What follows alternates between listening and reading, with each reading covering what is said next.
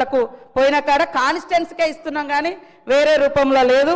అదే విధంగా ఇందాక మా వాళ్ళు మాట్లాడుతున్నారు మా బీజేపీ సోదరులు, మరి సోనియా గాంధీ గారిని మోడీ గారు తెలంగాణ ఎట్లా ఇచ్చినావు, తల్లిని చంపి నువ్వు బిడ్డని ఇచ్చినావు అని నిండు సభలో అవమానించిరు. ఆ రోజు కనీసం ఎవరు మీరు అది కాదు అని తెలంగాణ నుంచి మరి బీజేపీ నాయకులు కానీ బీఆర్ఎస్ నాయకులు కానీ దానికి ఆ యొక్క విధానాలకు వ్యతిరేకంగా మాట్లాడలేకపోయారు.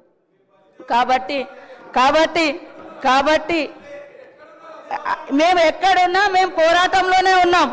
1200 మందిని 1200 మంది అని ఆ రోజు కేసీఆర్ అని ఆయన అధికారానికి వచ్చినాక మళ్ళీ 400 మంది కుదించారు. కనీసం మీరైనా ఇవ్వలేదు. ఎక్కడ ఉన్నామనేది అంటే మేము ఎక్కడున్నాం, ప్రజలలో ఉన్నాం, పోరాటంలో ఉన్నాం. తెలంగాణ ఉద్యమంలో నేను కూడా జైలు వేసిన 7 రోజులు ములుగు కేంద్రంగా నిరాహార దీక్ష కూడా చేసినాం. నేను అనేది సరే అదే ఓకే, తెలంగాణ వచ్చిన తర్వాత కూడా తెలంగాణను కించపరిచే అవసరం అంటున్నా.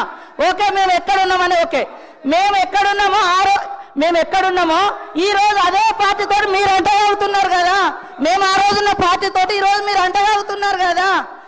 ఆ పార్టీ మీద డిపెండ్ అయ్యే ఇలా కేంద్రంలో మీ ప్రభుత్వం నడుస్తుంది కదా అని నేను అంటున్నా. కాబట్టి నేను అనేది ఎస్, ఆ రోజైనా ఈ రోజైనా మా గొంతులు తెలంగాణ ప్రజల కోసం వినిపించినాం.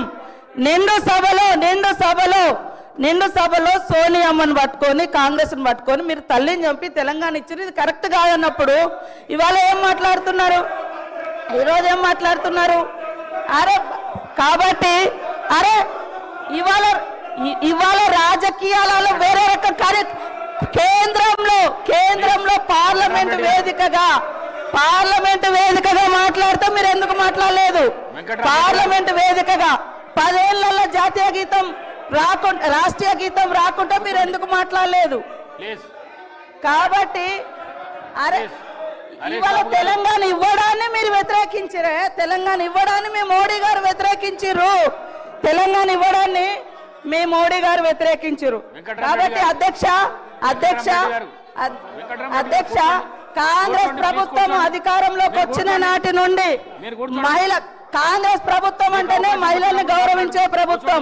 ఇందిరాగాంధీ గారి కాడ నుంచి ఈ రోజు మహిళలకు ఇచ్చేటువంటి సంక్షేమ పథకాలన్నీ కూడా మహిళలను ఏ సమాజం అయితే మహిళ అభివృద్ధి జరుగుతుందో ఆ సమాజం అభివృద్ధి చెందినట్టుగా ఏదైతే మనం కొనబద్ధంగా తీసుకుంటామో ఆ విషయాన్ని మరి డాక్టర్ బిఆర్ అంబేద్కర్ గారు చెప్పిన పద్ధతిలో ఈనాటి గవర్నమెంట్ కూడా మహిళల యొక్క సంక్షేమం కోసం మొదటి నుంచి లాస్ట్ ఇయర్ ఇదే డిసెంబర్ 9th రోజు ఇదే అసెంబ్లీ వేదికగా ఇదే అసెంబ్లీ పక్కన మరి ఉచితంగా బస్సు ప్రయాణాన్ని కూడా మనం మహిళలకు ప్రారంభించిన రోజు అధ్యక్ష.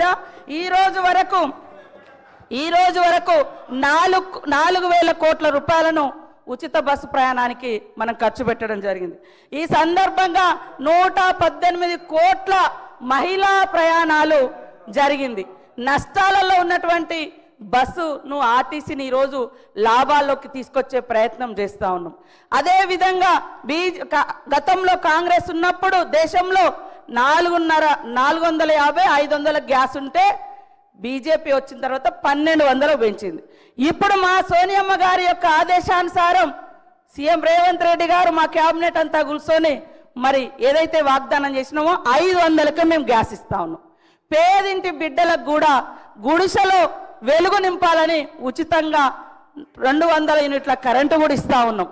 మీరు 10 ఏళ్లలో రైతులకు రుణమాఫీ చేయలేదు, తీసుకొస్తానన్నటువంటి బ్లాక్ మనీ తీసుకురాలేదు, 2 కోట్ల ఉద్యోగాలు ఇవ్వలేదు.